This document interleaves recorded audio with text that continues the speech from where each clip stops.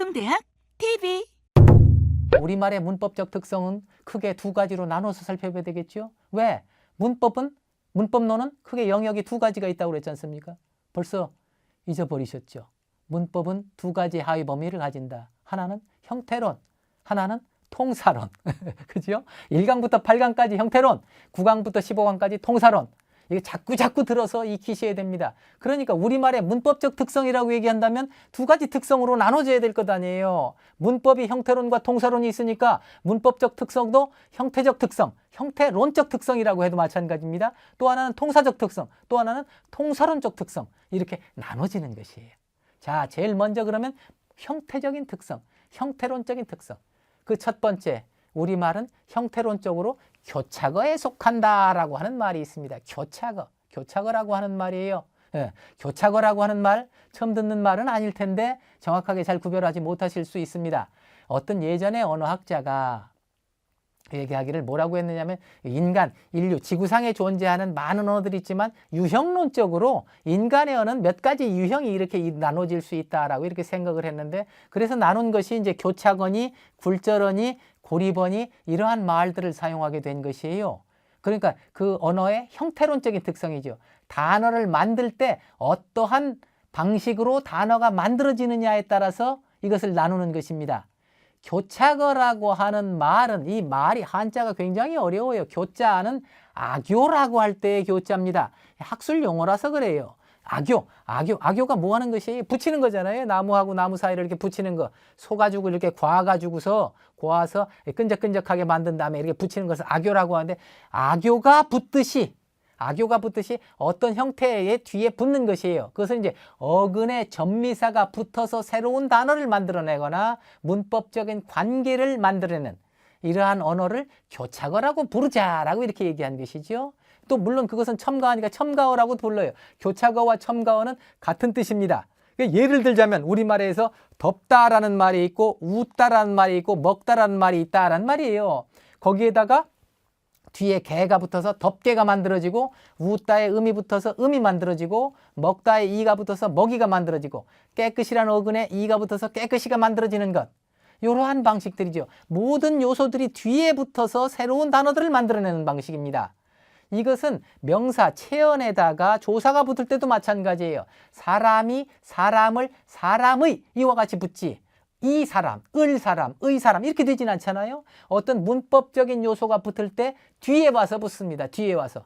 동사의 활용도 보면 마찬가지예요. 먹다라는 말 다음에 문법적인 기능을 나타내는 것은 뒤에 붙어요. 먹고, 먹어, 먹으면, 먹었다 이와 같이 뒤에 와서 붙는 것. 물론 앞에 와서 붙어도 교차어입니다. 뭔가가 붙어서, 접미사가 붙어서 앞에 붙든 뒤에 붙든.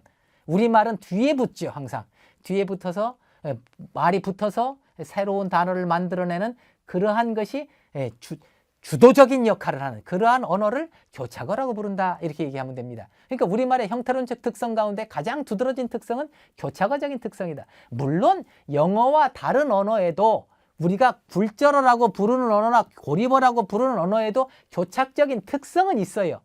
그렇죠. 우리말 교차어라 하더라도 우리말에서도 굴절적인 특성은 있어요.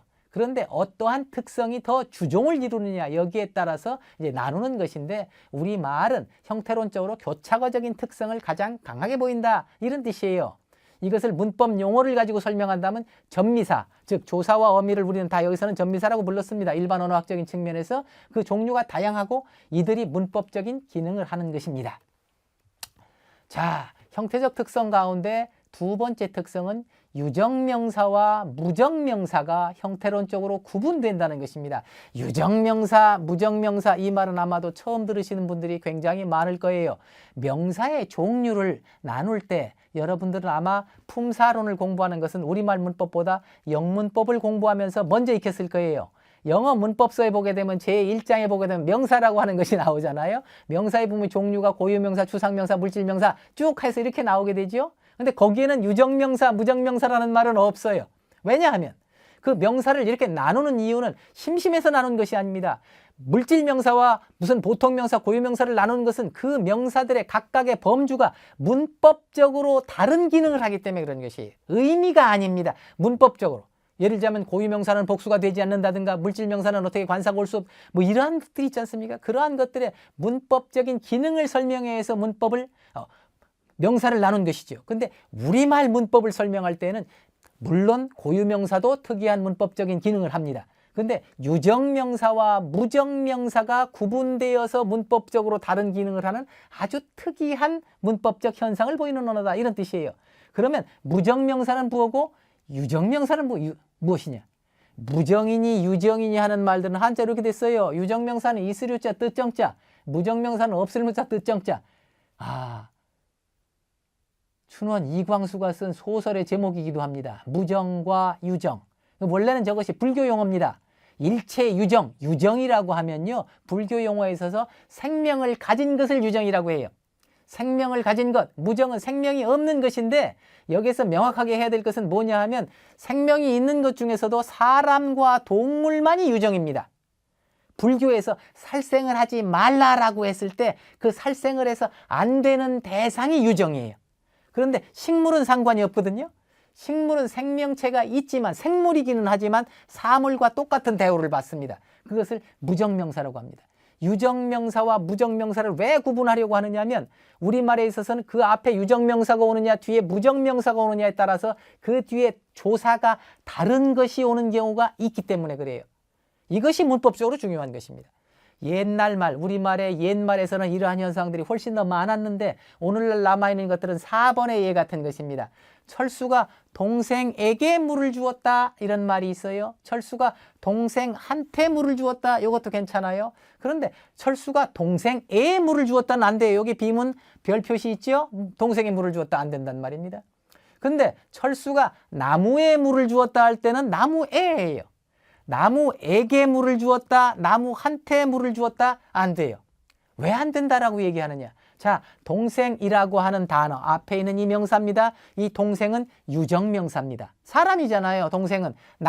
나무는 어디 들어가요? 유정명사예요? 무정명사예요? 생물이지만 무정명사라고 그랬죠. 무정명사이기 때문에 나무에가 된 것이에요. 그럼 대뜸 여러분들 의문이 하나 생기죠? 아니, 동화책 같은 데 보면 선생님, 아이가 나무에게 물을 주면서 어서 자라거라, 뭐 이렇게 얘기하잖아요. 바로 그겁니다. 무정명사인 나무를 유정명사로 의인화시킨 거예요. 그것은 나무에게 물을 주었다, 이렇게 얘기할 때 느낌이 다르잖아요. 나무를 살아있는 생명체 중에서도 감정이 있는 그러한 생명체로 대접하고 있구나라고 하는 것을 나무에게 물을 주었다, 나무한테 물을 주었다라고 쓴 글을 보고 여러분들은 인식한다는 것이죠. 거기에서 유정명사와 무정명사의 구분이 뚜렷하게 이루어진다는 것을 알 수 있지 않습니까? 자, 5번의 예도 마찬가지입니다. 에게, 에의 구별은 똑같이 에게서와 에서에서도 차이가 나요. 우리는 그 사람에게서, 그 사람한테서 정보를 얻는다. 사람이에요? 사람은 유정명사? 근데 인터넷이 있어요. 인터넷은 유정명사일까요? 무정명사일까요? 무정명사죠. 인터넷이 무슨 생물이에요? 아니지 않습니까? 우리는 인터넷에서 정보를 얻는다지 그 사람에게서, 사람한테서 정보를 얻다가 인터넷에서 얻을 때는 인터넷에게서 얻는다고 하지 않아요. 인터넷에게서 비문입니다. 인터넷한테서 비문입니다. 왜? 인터넷은 무정명사이기 때문에. 이것을 설명하는 방법이에요. 무정명사와 유정명사의 구분이 먼저 있는 것이 아니고 우리말의 이러한 현상들, 왜 언제는 에게가 쓰이고 언제는 에가 쓰이는가, 언제는 에게서가 쓰이고 언제는 에서가 쓰이는가, 여러분들은 이거 따로 문법으로 배우지 않아도 머릿속에서 다 만들어줍니다. 머릿속에 한국어의 문법적 장치가 이미 잘 들어있기 때문에 동생에게 물을 주었다, 인터넷 나무에 물을 준다, 저절로 만들어지잖아요. 근데 여러분들이 한국말을 모르는 외국인이라고 생각해 보세요. 야, 동생에게 물을 주었다가 맞으니까 그럼 나무에게 물을 주었다가 되겠구나. 인터넷에게서 정보를 얻는, 이거 외국 사람들이 한국어 문법 잘 모르는 사람들은요 정말 구별하기 어려워합니다. 그런 사람들을 위한 문법서를 기술한다 하더라도 유정명사와 무정명사의 구분을 알려주고 그 다음에 거기에 따라서 어떤 문법 형태가 달리 붙는지 이것을 설명해야 될 것 아니에요? 당연히 이런 일을 하는 것, 한국어에 있어서 이러한 문법적인 현상들을 설명하는 것, 이것이 곧 문법이고 문법론이다, 이렇게 생각을 하시면 됩니다. 그 문법 중에서도 형태론이다, 이렇게 생각하시면 되겠죠. 자, 세 번째, 우리말의 형태적 특성 가운데 세 번째는 우리말에는 분류사가 발달되어 있다. 이 내용은 그다지 어렵지 않습니다. 분류사라고 하는 말, 분류사라고 하는 말도 처음 듣는 단어죠. 수량 표현의 단위를 나타내는 단어에 몇 개 할 때 개입니다. 5개, 2개 할 때 개, 이러한 것들. 이것을 학교 문법에서는 중고등학교 학생들에게 가르치는 문법에서는 단위성 의존명사라고 부릅니다. 명사를 의존명사라고 하는 한유를 나눠놓고 단위성 의존명사에서 이러한 영역을 따로 나누는데 지금도 이 용어가 굉장히 어려울 것 같은데요. 어차피 나중에 가면 자세하게 또 다루게 됩니다. 자립명사, 의존명사 이런 것들도 공부를 또 나중에 하게 되니까 지금은 이 우리말이 어떤 특성을 가지는지 이런 것들만 조금 살펴보시면 되는 것이에요. 자, 6번 예문 보시죠. 옷 한 벌 할 때 요것도 요런 것들이 분류사, 단위성 의존명사예요. 배추도 포기, 나무 새 그루, 꽃내 송이 이런 것들 꽤 많아요. 단어들에 보게 되면 물론 요새는 말을 배울 때 누가 뭐 배추 2개, 나무 3개, 꽃 4개 해도 상관없습니다. 말은 다 통하니까요. 그런데 이제 사전적으로 보면 다 그런 식으로 이제 구별해서 써야 한국어다운 한국어가 되지 않습니까? 또 그러다 또 우리가 이 B번 같은 경우는 꽤 어려워요. 퀴즈 같은데 장학 퀴즈 같은 데나 해서 흔히 보는 거잖아요. 고등어 한 손, 고등어 2마리 이렇게 하면 될 텐데 고등어 이렇게 2마리씩 이렇게 포개가지고서 염장을 해서 팔 때는 꼭 한 손이라고 부른단 말이에요. 그때 손 이런 것도 단위성 의존명사죠. 또 접시 한죽 이거 아시는 분은 별로 많지 않더라고요. 나이가 지긋하신 여성분들은 잘 아시더라고요. 그런데 접시라고 하는 게 한죽하게 되면 접시 10개가 아닙니다. 접시 10벌이에요. 접시를 한 벌이라고 얘기하게 되면요. 접시를 작은 접시에서부터 큰 접시까지 이렇게 세트로 되어 있는 전체 이것을 한 벌이라고 해요. 접시 한 세트지요. 같은 모양과 같은 무늬를 가진 크기가 각각 다른 용도가 다른 이것을 한 벌이라고 부르는데 이 접시 장사가 이 한 벌을 10벌씩 이렇게 단위로 할 때는 한 죽이다 이렇게 얘기를 합니다. 저도 이걸 하면서 처음 들은 단어입니다. 북어 한 쾌 하면 20마리를 한 쾌라고 부르고 바늘 한 쌈 어렵죠? 24개가 바늘 한 쌈. 퀴즈 나오잖아요. 감 한 접과 바늘 한 쌈을 합치면 총 몇 개냐? 124개 이렇게 감 한 접 이러한 방식이 되는데 이 사람들이 이제 한국말을 배울 때 굉장히 쉽지 않고 어렵다라고 외국 사람들은 생각하는데요. 우리말뿐만이 아니에요. 서양 언어의 화자들이 어려워하는 것뿐인데 그 사람들 그래가지고 정확하게 안 하고 그냥 다 개로 세요. 개로. 아시아에 있는 여러 언어들에 있어서는 분류사가 더 많다는 그러한 조사 결과가 있습니다. 우리말만의 특성은 아니죠. 근데 이제 영어의 대조에서 본다면 이 말이 분류사가 발달되어 있다는 것도 우리말의 형태적 특성 중에 하나가 아닐까 이렇게 생각할 수 있다는 것입니다.